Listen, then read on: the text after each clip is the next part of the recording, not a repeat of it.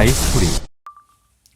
효소에 대해서 함께 살펴보도록 하겠습니다. 효소는 생명체 내에서 합성돼서 물질 대사의 반응 속도를 빠르게 해주는 물질이다 라는 거예요. 자, 이때 효소의 기능을 말하세요 라고 한다면 여러분들 이거 하나 꼭 기억해 두셔야 되는데, 활성화 에너지를 낮춰준다. 자, 활성화 에너지를 낮춰주면 어떠한 좋은 이점이 있느냐? 바로 화학 반응의 속도가 빨라지게 된다라는 것이죠. 활성화 에너지, 이게 무엇이냐라고 한다면 말 그대로 반응을 활성화시키는 데 필요한 에너지라는 거예요. 반응은 화학 반응이겠죠. 그래서 화학 반응이 일어나는 데 필요한 최소한의 에너지다라고 얘기를 하게 되는 것인데, 여러분들이 생각할 때는 뭐라고 생각하시면 되냐면, 반응물이 생성물이 되기 위해서 넘어야 되는 에너지 산이라고 생각을 하시면 됩니다. 자, 그러면 여기 기억이라고 표시되어 있는 데는 뭐냐면, 반응물이 이만큼의 에너지를 넘어야지만 얘네들이 생성물이 될 수 있다라는 거예요. 그쵸? 자, 그러면은 이 에너지 산을 활성화 에너지, 선생님이 여기 에너지의 활성화가 액티베이션이기 때문에 EA라고 써볼게요. 자, 그러면 액티베이션 이 에너지가 그 효소가 없을 때의 에너지 산, 활성화 에너지라면, 효소가 이제 작용을 해서 반응이 일어난다면 에너지 산을 그만큼 깎아주는 겁니다. 즉, 반응물이 넘어야 되는 에너지 산이 줄어들기 때문에 활성화 에너지가 줄어들었죠. 그러면 그만큼 반응은 어떻게 된다? 빠르게 일어날 수 있다라는 것이죠. 그래서 활성화 에너지가 작아지면서 화학 반응이 빠르게 일어나는 거구나 라고 정리를 해 두시면 되는 거죠. 자, 그럼 여기 두 가지 그래프의 차이는 무슨 차이냐라는 것인데요. 여러분들, 왼쪽에 나와 있는 것이 바로 발열 반응과 관련된 그래프가 되겠습니다.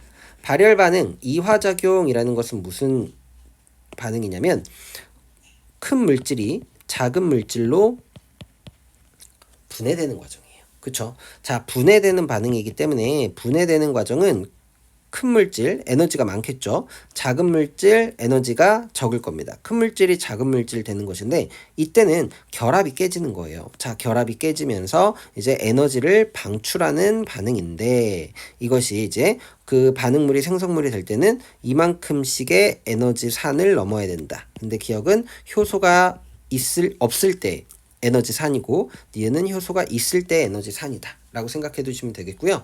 디귿은 반응열이라고 해서 반응물과 생성물이 가지는 고유의 에너지 차이예요. 그러니까 이것은 효소가 있든 없든 변하는 값이야, 안 변하는 값이에요? 변하지 않죠. 변화가 없다라는 거 반드시 기억해 두셔야 됩니다. 자, 그래서 반응열이라는 거는 효소의 유무와 관계없이 일정하다라는 거 시험의 포인트니까 꼭 알아두시고, 자, 그럼 오른쪽 그림은 무엇이냐? 바로 흡열 반응, 동화작용에 관련된 것인데, 이것은 합성되는 반응이죠.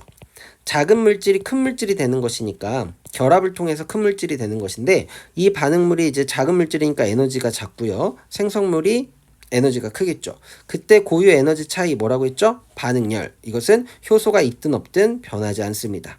자, 그러면 반응물이 넘어야 되는 에너지산이 요만큼이니까 이것을 기억으로 표시한 거죠. 효소가 없을 때의 활성화 에너지고, 효소가 있으면 그 에너지산을 낮춰준다. 그래서 요 니은의 값이 효소가 있을 때의 활성화 에너지다라고 여러분들이 찾아낼 수 있다라는 거죠. 자, 그러면 이제 이 효소라는 것은 무엇으로 이루어져 있습니까? 라고 한다면 주로 단백질로 구성되어져 있습니다. 그럼 단백질의 특징이 무엇이냐면, 열이나 pH의 변화에 약해요. 그래서 높은 열에서 얘네들이 변성된다라는 것은 기능을 잃어버리게 된다라는 것입니다. 그래서 효소가 이제 원래는 어떻게 작용을 하는 거냐면, 효소가 있으면 이 반응물을 우리가 뭐라고 하냐면 기질이라고 합니다. 반응물은 기질이라고도 불러요. 효소하고 기질이 만나게 되면 그 만난 상태를 효소기질 복합체를 형성했다라고 표현을 하게 되고요. 그 다음에 얘네들이 여기에서 반응이 일어나게 되면서 반응물이 생성물로 변하게 되는 것이죠. 그러면은 효소는 어떻게 되었느냐? 아무런 변화가 없었어요. 그래서 처음과 끝에 효소가 똑같죠. 반응 후에도 효소는 똑같기 때문에 재사용이 가능하다라는 것까지도 함께 알아두시면 되겠고요.